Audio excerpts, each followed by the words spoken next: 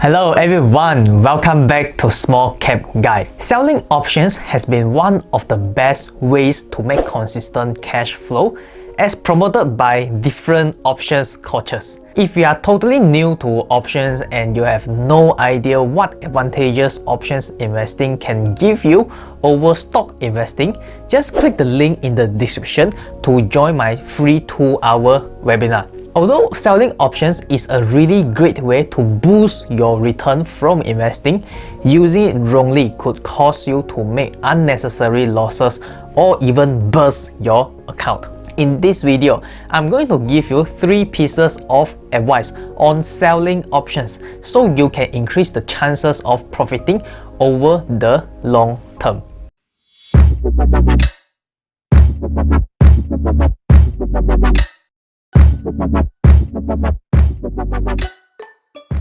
I understand selling options gives you a premium.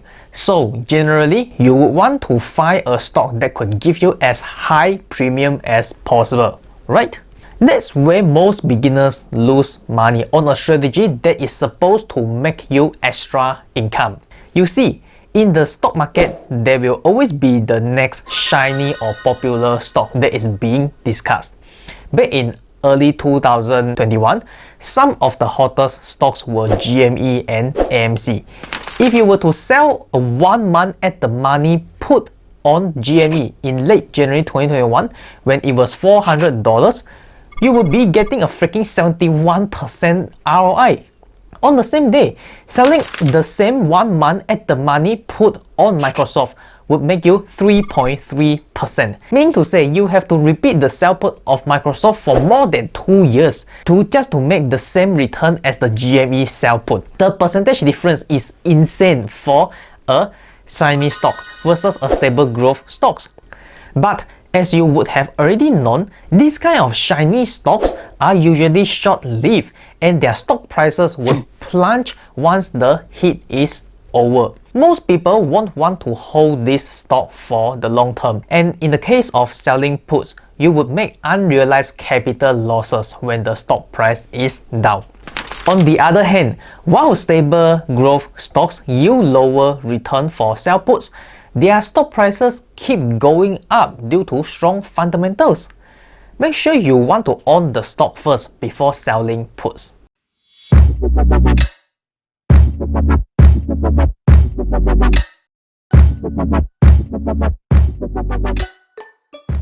When you sell an options, you receive premiums and you promise to fulfill certain requirements if the condition is met. You can think like you are an employee looking for a job. Every month, you receive a salary from your boss, and that's why you are going to fulfill whatever task your boss asks you to do. What promises did you make to your boss when you were looking for a job? The answer is time. Time is your chip. You promised your boss to work during a certain time in a week in exchange for a salary. Time is a requirement that you need to fulfill when you are looking for a job. Coming back to selling options, depending on the type of options, you are going to have enough money or shares.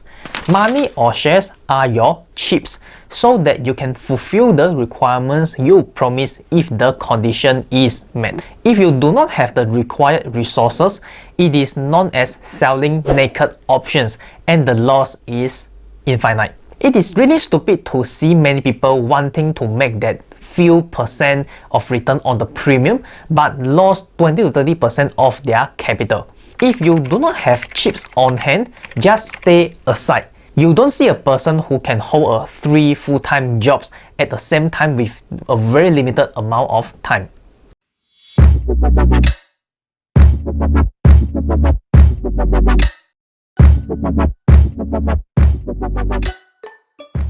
Yes, I mean borrowing money to invest is fine, provided you know what you are doing. However, don't get me wrong here. I do not ask you to over-leverage your positions. It is very normal in a workplace that a person would seek help from other co-workers to help him or her to assist on certain tasks. it is considered as borrowing time that the person doesn't have, while he or she still receives a full amount of salary.